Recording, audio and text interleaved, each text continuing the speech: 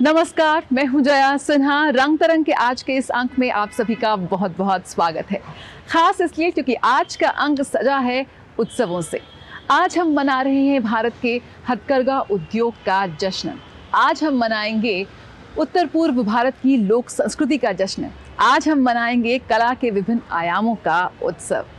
रंग तरंग में आज बात होगी कला की अभिव्यक्ति के विभिन्न आयामों की। तो देर कैसी, शुरुआत करते हैं रंग तरंग की।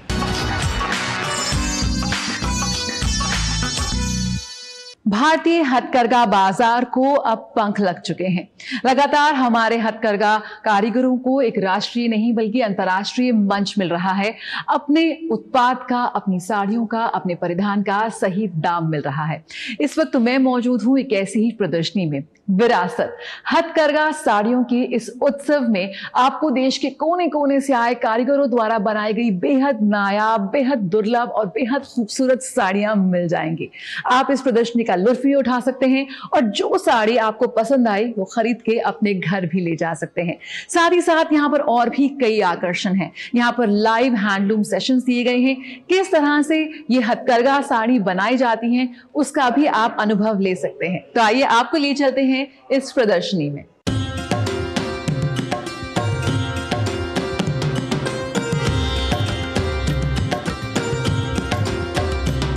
हमारी समृद्ध सांस्कृतिक विरासत को प्रदर्शित करने और हमारे हथकरघा बुनकरों का समर्थन करने के लिए राजधानी दिल्ली के हैंडलूम हाट में विरासत एक जश्न प्रदर्शनी का आयोजन किया गया है। हाथ से बुने उत्पाद और वस्त्रों की लोकप्रियता को देखते हुए ये हैंडलूम उत्सव मनाया जा रहा है। में ये विरासत जो हैंडलूम हाट लगा हुआ है यहाँ पे, ये बहुत अच्छा है। यहाँ पे आपको पूरे इंडिया के जो वीवर्स हैं डायरेक्ट आकर यहाँ पर अपने चीज़ों को प्रेजेंट कर रहे हैं और आई थिंक गवर्नमेंट का ये बहुत अच्छा इनिशिएटिव है हम जैसे लोगों के लिए जो डायरेक्ट कनेक्ट होना चाहते हैं और जो हैंडलूम्स को मतलब जिसका हैंडलूम के प्रति लगाव है। जैसे मैं साड़ीज़ को बहुत पसंद करती हूँ, तो जो एक कनेक्शन है अपने कंट्री का, कल्चर का, वो मुझे यहाँ से मिल रहा है और अच्छी चीज़ ऑथेंटिक जो है वो मुझे मिल रही है। सो आई लव दिस।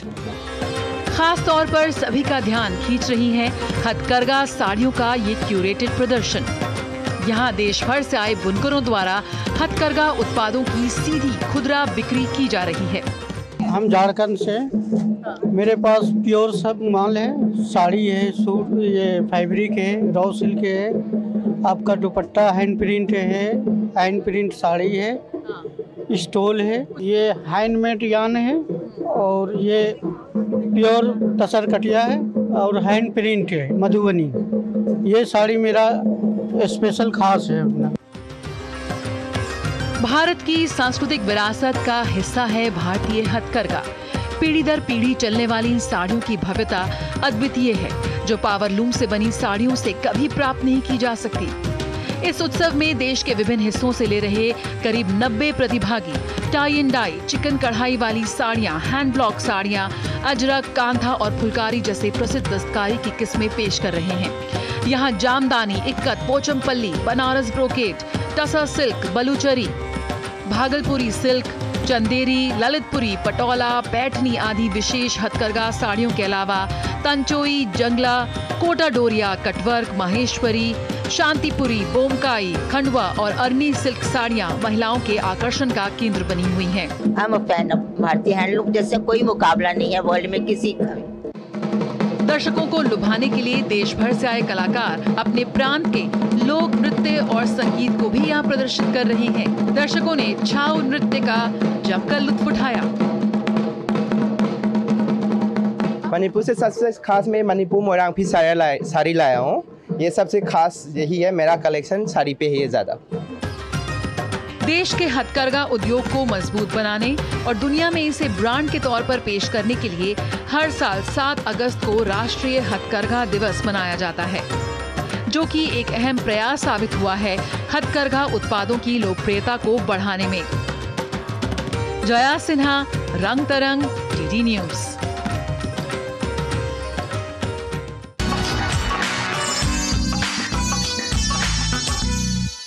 हमारे देश के हर प्रांत की, हर राज्य की अपनी अलग संस्कृति है, अपना अलग खान पान है और उनकी ये संस्कृति उनके परिधानों, यहाँ तक कि साड़ियों में भी साफ झलक आती है। और इसी की झलक आप देख सकते हैं इस एग्जीबिशन में। कोटा डोरिया साड़ियाँ बहुत ही मशहूर साड़ियाँ हैं। राजस्थान में खास तौर पर ये साड़ियाँ बनाई जाती हैं। प्योर कॉटन और सिल्क के मेल से ये कोटा डोरिया साड़ी बनाई जाती हैं। बहुत लाइट वेट होती है और बहुत ही सुंदर होती है, पहनने में बहुत ही कंफर्टेबल होती हैं। यहाँ पर मोलकनमुरु साड़ी को भी प्रदर्शित किया गया है जो कर्नाटक से आती हैं, और आप देख सकते हैं बहुत खास तौर पर जो इसके मोटिव्स हैं वो फूलों से और फलों से इंस्पायर्ड होते हैं, बहुत ही खूबसूरत है। और मेरे पीछे हम यहाँ देख सकते हैं मूंगा सिल्क साड़ी। मूंगा बहुत ही उच्चतम क्वालिटी के सिल्क से बनाई जाती है। असम की ये खासियत है, असम की विशेषता है, और यहाँ पर इसको प्रदर्शित किया गया है। बहुत पसंद कर रहे हैं लोगों और कोशिश कर रहे हैं कि जो विभिन्न राज्यों से जो उनकी जो स्पेशलिटी है सिल्क साड़ीज की, वो जरूर यहाँ से खरीद के लेके जाएं। असम की बात हो रही है तो आइए आपको ले चलते हैं राजधानी दिल्ली में आयोजित हुए नॉर्थ ईस्टर्न फेस्टिवल की। पूर्वोत्तर भारत की संस्कृति, वहाँ का खान पान, वहाँ का लोक नृत्य, संगीत इस फेस्टिवल में प्रदर्शित किया गया और दर्शकों ने इसका खूब आनंद उठाया।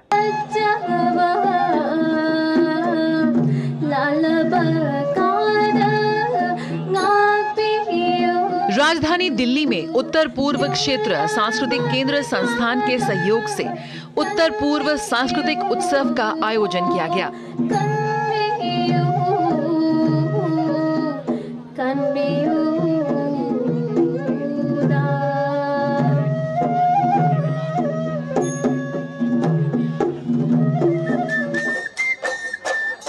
महोत्सव में सभी पूर्वोत्तर राज्यों के पारंपरिक संगीत और नृत्य रूपों का प्रदर्शन हुआ।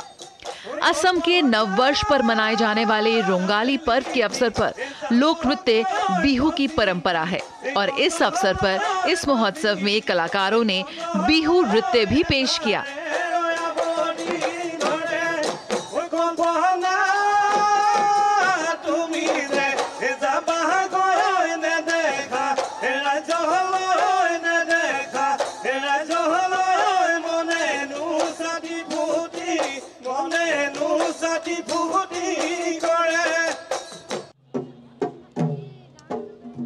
पूर्वोत्तर भारत के विभिन्न प्रांतों और राज्यों में लोक नृत्य अक्सर त्योहारों के दौरान या जीवन का जश्न मनाने के लिए किए जाते हैं। देश के इस हिस्से में रहने वाले लोगों के जीवन में नृत्य एक महत्वपूर्ण पहलू है, और इसलिए कई सदियों पुराने नृत्य रूपों का अभी भी अभ्यास किया जाता है और उन्हें जीवित रखा जा रहा है।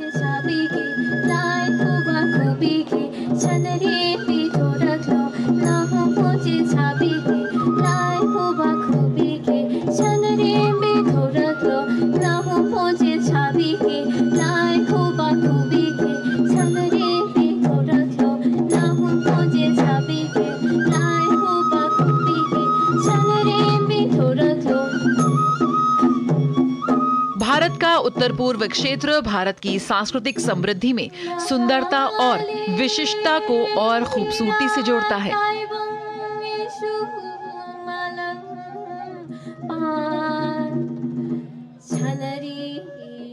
भारत विभिन्न संस्कृतियों का देश है, और इन विभिन्न संस्कृतियों से हमारे जो आज की जनरेशन है, जो यंगस्टर्स हैं, जो युवा पीढ़ी है, वो बिल्कुल अछूती है, और उसकी पहचान कराने के लिए ही इस कार्यक्रम का, इस फेस्टिवल का आयोजन किया गया है, ताकि हमारी अपनी सभ्यता और हमारी संस्कृति को जो है वो युवा वर्ग कभी भूलने ना पाए, बल्कि उसको आगे लेकर जाए।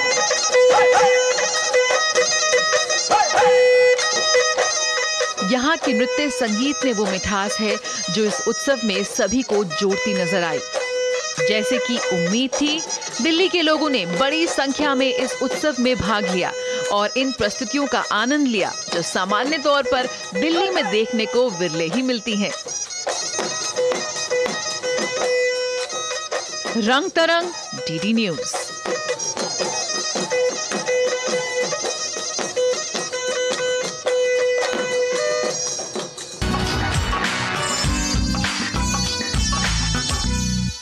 रंगमंच अभी भी हम सबको अचंभित करने का मादा रखता है।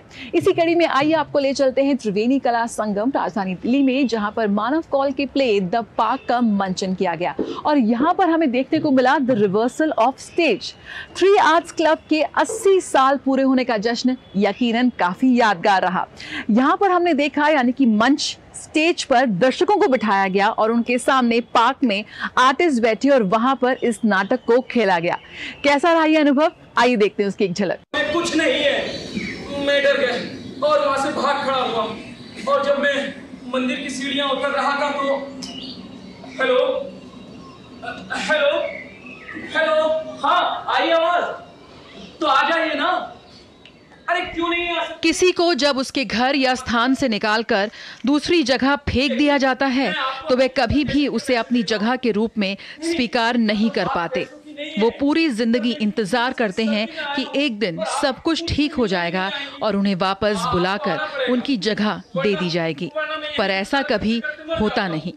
ठीक है, आप मत आइए, पर मैं यहाँ से आपसे मिले बिना कहीं नहीं जाने वाला। मैं यही इसी पार्क में इंतजार कर रहा हूँ। सुन रही हैं आप? मैं कहीं नहीं जाऊंगा।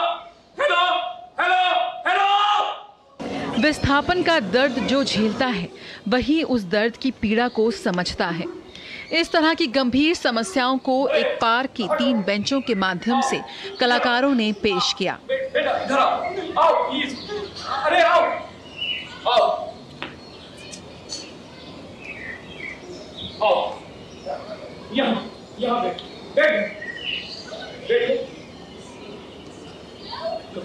पानी पियो।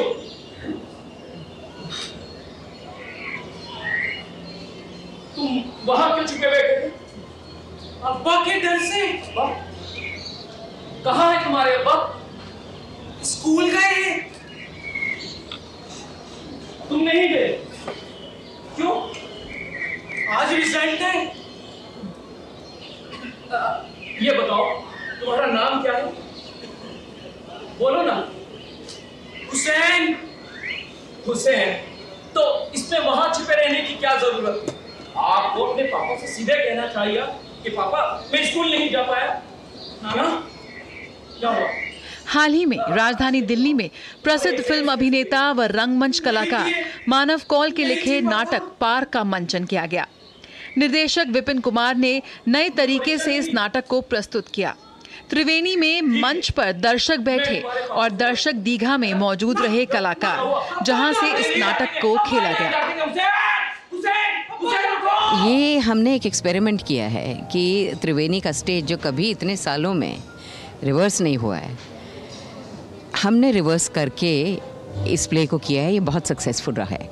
मुझे जहन में था कि प्ले का नाम है पार्क, और पार्क में जो ये कैरेक्टर्स मिलते हैं, उनकी बातें होती हैं, तो वो पार्क में ही करना चाहिए, स्टेज पर क्यों करें? स्टेज के लिए आपको सेट्स लाने पड़ेंगे और वो रियलिटी नहीं लगती। तो जब मैंने त्रिवेणी देखी, मैंने कहा पार्क तो रेडीमेड है, यहाँ पर स्टेज पर ऑडियंस को बिठाएं और यहाँ पार्क में करें। तो पहले डिसबिलीव था, थिएटर वालों की तरफ से भी डिसबिलीव, ये कभी हो नहीं सकता, कभी हुआ नहीं है, लेकिन ये हुआ है। त्रिवेणी वालों को मैं थैंक यू कहती हूँ, उन्होंने बहुत मेहनत की है और हमारे आर्टिस्ट ने भी मेहनत की है, क्योंकि ओपन में अगर आप करते हैं तो आवाज़ ज़्यादा उठानी पड़ती है आपको। दोनों तरफ से मेहनत बहुत हुई है और ये प्ले सक्सेसफुल इसीलिए हुआ है। ऐसी बीमारी जिसका इलाज असंभव है? नहीं, इसलिए मैंने कहा तुम्हारी आधी बात सही है। अरे तो फिर शायद संभव है। कौन सी बीमारी है? अरे आप क्यों गए? फिल्म अभिनेता मानव कौल के तैयार किए गए इस नाटक पार्क ने विभिन्न मुद्दों पर प्रकाश डाला। नाटक 3 अनजान लोगों की बातचीत पर आधारित रहा।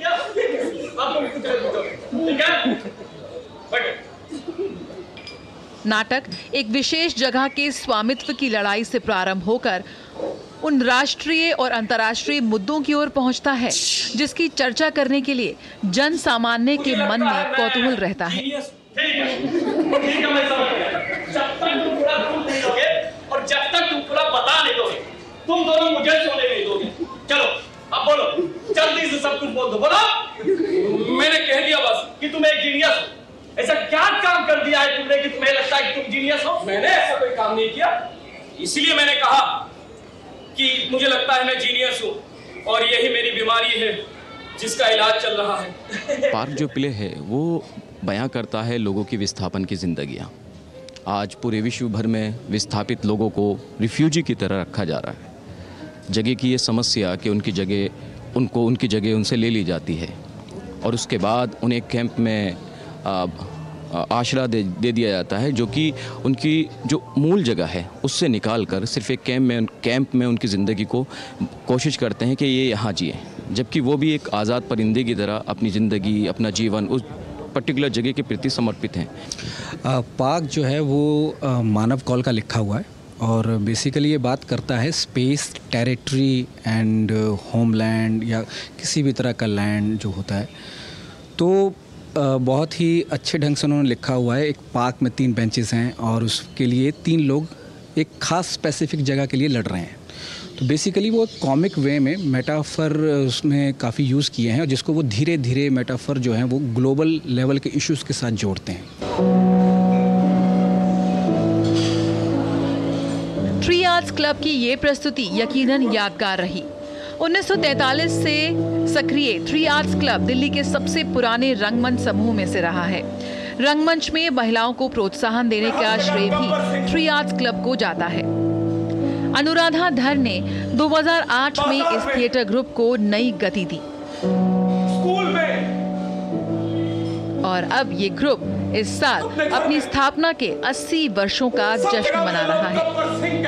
रंग तरंग, डीडी न्यूज। बुरा आदमी, एक विलेन, सिवाय इस बेंच के यहां मैं हीरो हूं।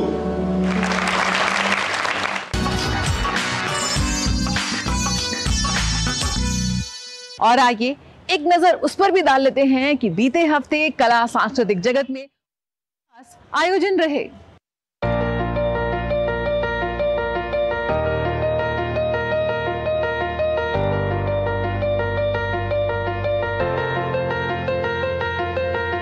कहते हैं कि भारत की मिट्टी में भी हमारी संस्कृति की खुशबू आती है। हम सब अपनी मिट्टी के बेहद करीब हैं और इसके लिए अपने दिल में हम बहुत सम्मान और भावुकता रखते हैं और इसीलिए मिट्टी से बनी हर चीज जहां हमें शीतलता देती है वहीं हमें सुकून का एहसास भी कराती है।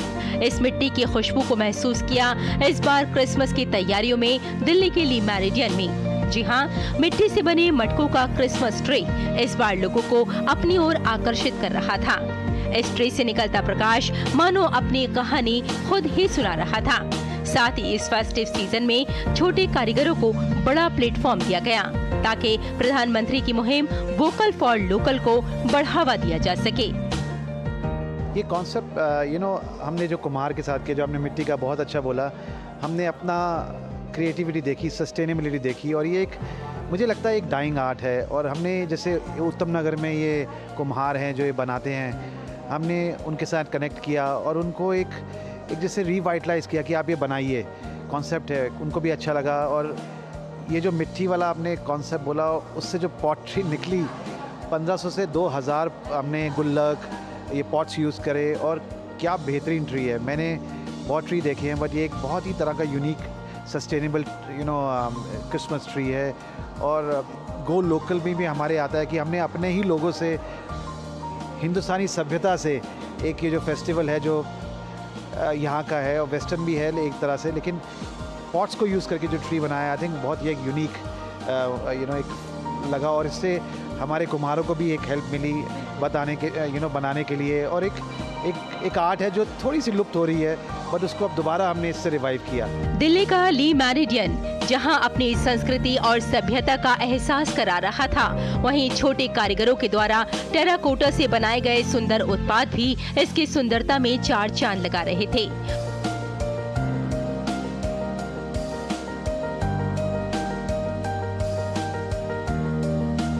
कुछ कारीगरों ने तो पुराने कपड़ों की कतरनों से सुंदर फूल ही बना डाले, जिनमें वेस्ट टू वेल्थ की झलक साफ नजर आ रही थी। हमारी कला, हमारी सभ्यता, हमारी संस्कृति कितनी समृद्ध है, इसका अंदाजा इस टेराकोटा ट्री को देख के लगाया जा सकता है जो कुम्हारों से बनवाया गया है। और खास बात यह है कि इन कुम्हारों ने जब इस ट्री को बनाया है तो इन्हें एक बहुत शानदार प्लेटफॉर्म भी दिया गया है। खत लिखना जो आज पुराने जमाने की कहानी हो चुकी है, इस कहानी को भी ली मेरिडियन में एक बार फिर जीवित किया जा रहा था। क्योंकि क्रिसमस का समय है, इसलिए सेंटा को खत लिखकर इस खूबसूरत गुजरी कहानी को फिर से जिंदगी दी जा रही थी। वाकई कहा जा सकता है कि हमारी संस्कृति में जो देसी उत्पादों का आकर्षण है वो हमेशा अपनी पहचान रखता है और हम जितना अपनी सभ्यता से जुड़ते हैं उतने ही हमारे त्योहार और ज्यादा खूबसूरत हो जाते हैं। रेशमा की रिपोर्ट, रंग तरंग के लिए।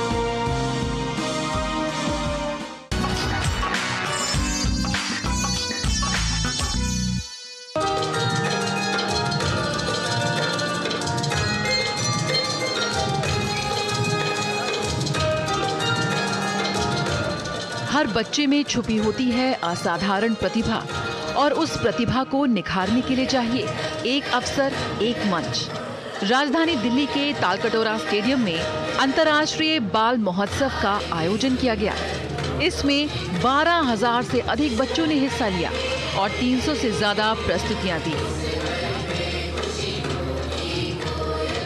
You should understand, Mom and Dad would love to come, but they are busy now. अपनी प्रस्तुति के जरिए बच्चों ने आज के मुद्दों को उठाया।